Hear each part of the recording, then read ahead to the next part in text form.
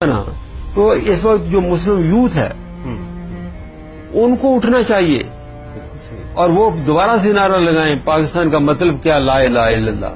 وہ نعرہ نہیں مرا، وہ نعرہ لگنا چاہیے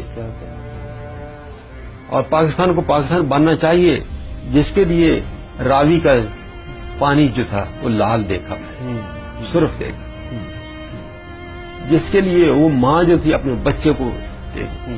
اور ایک کیس ایسا تھا جیسا میں آپ کو اپنا ہمارے کیمپ کے اوپر اعلان ہو گیا کہ سکھ حملہ کرنے والے ہیں.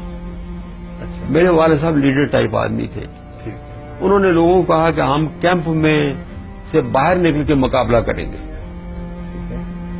اور عورتوں اور بچوں کو کہا گیا، ماؤں کو سمجھایا گیا کہ کیونکہ اگر فرض کرو ہم مارے جاتے ہیں تو سکھ تم لوگوں کو لے جائیں گے پکڑ کے.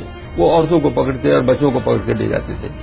تو تم ساری کی ساری دریا کے کنارے کھڑی ہو جاؤ اپنے اپنے بچوں کو پکڑ کے، اور اس وقت تک یہاں سے نہیں ہلنا جب تک اللہ اکبر کا دوبارہ یہاں آ کے گونجتا نہیں ہے نعرہ.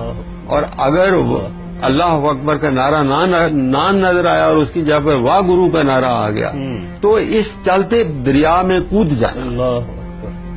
میں اپنی ماں کا ہاتھ پکڑے ہوئے اس پانی میں کھڑا تھا، اس لیے مجھے پتا پاکستان کیسے بڑھتا. آج بھی میری ٹانگیں ٹھنڈی ہیں. پاکستان ایسے نہیں بنا. اسی وجہ سے ساری عمر میں نے کوشش کی ہے کہ اپنا میکسیمم پاکستان کو دے دیں. We have to sacrifice for this country.